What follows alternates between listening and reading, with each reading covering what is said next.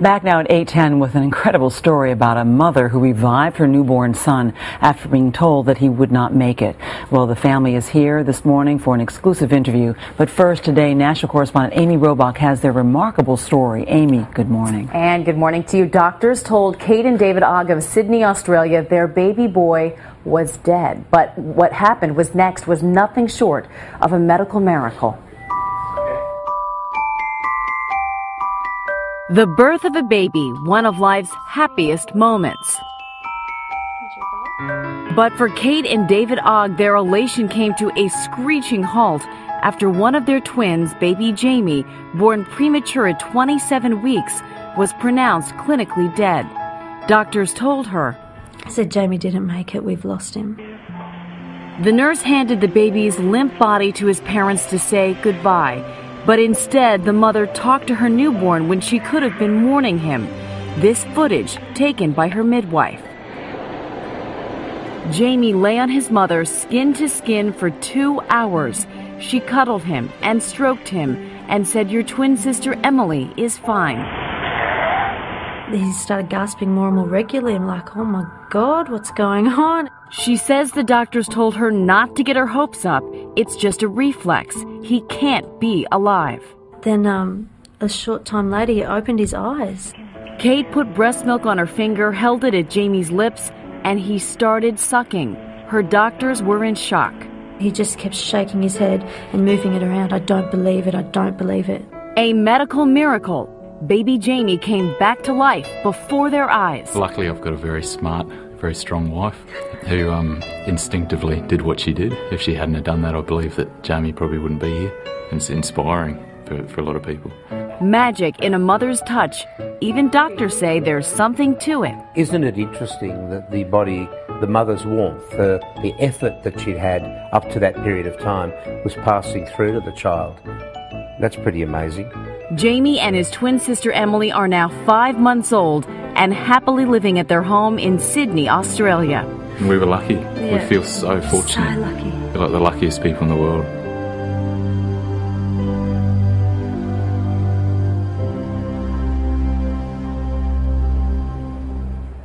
A mother's touch, specifically holding a premature baby to her skin, is referred to in Australia as kangaroo care. It has helped premature babies feed and keep themselves warm, but this takes it to a whole new level. One blogger said it best, "It just goes to show you how a mother's love trumps all the known measurable science." Anne. All right, thanks a lot, Amy. And we're lucky to have Kate and David Ogg here with us this morning, along with their twins, Emily, and their miracle baby, Jaime. Good morning to all of you. Good morning. Kate, I've got to ask you, at that moment, after giving birth, after being told this devastating news, what made you react as you did? I'd carried him inside me for only 6 months, not long enough. But I wanted to meet him, you know, and to hold him and for him to know us as well. If he was on his way out of the world, we wanted for him to know who his parents were and to know that we loved him before he died. So you were loving him? Yeah. And talking to him? Yep. And telling him his name and his sister and how she was doing and all the things we wanted to do with him as he grew up. Trying to entice him to stay with us. We didn't want to let him go. You did. And you did? Yeah. Had you known about kangaroo care, this idea, before? Yeah. I'd read about it a few years back, about a woman having a premature baby and your body kind of acting as an incubator to keep them warm, and you know, they come out of you and all of a sudden there isn't the warmth or the smell of their mother or the sound of their heartbeat. And so putting him back on my chest was as close as he could have been to being inside me where he was last safe, you know. Over the course of those 2 hours, you were hoping that he would come back to life? Or had you given up? We'd resigned ourselves to the fact that we were going to lose him, and we were just trying to make the most of those last precious moments. I guess we thought it might have only been an extra 1 or 2 minutes we had with him at the time. It ended up extending to over 2 hours, which we were very fortunate. And then it's still going on. So we felt extremely lucky. You even, it looks like, took off your shirt, David. I did. Kate turned to me and said, "Rip your shirt off. Let's surround him with love and body heat," and that's what we did. We just wanted to give him as much warmth as we could. And feel us and smell us. You talked about in the tape hearing him start to gasp. The doctor said this is just a reaction. Yeah. This is not anything more than his body just sort of reacting. Yep. When he opened his eyes, what was the emotion? What was the thought that you had? I think half of us was saying, what if he actually makes it? If he does, this will just be a miracle. The other half is saying, no, he's been declared dead. This is, it's purely reflex. And so then we thought, what a blessing, we get to see his eyes before he passes away. Yeah.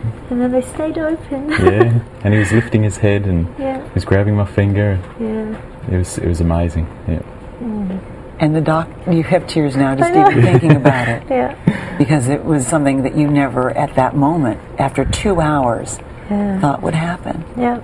And you must have had to call the doctor in at that point? Yeah, well, he started making his first movements just 5 minutes after he'd been handed to us. But the movements were just getting stronger and stronger, and after 2 hours we thought, he's getting stronger, he's not dead. Eventually we fibbed to the doctor and said, because he wouldn't come back. We kept saying, he's doing things dead babies don't do. You might want to come and see this. And refused to believe that he was actually still alive. So David said, go and tell him we've come to terms with the baby's death. Can he just come and explain it? And that made him come back. Well, they look beautiful, both of them, Emily and Jaime. Thank you so much, both of you, for sharing your story. I'm sure it's inspired a lot of people this morning. Very much. We're back right after this.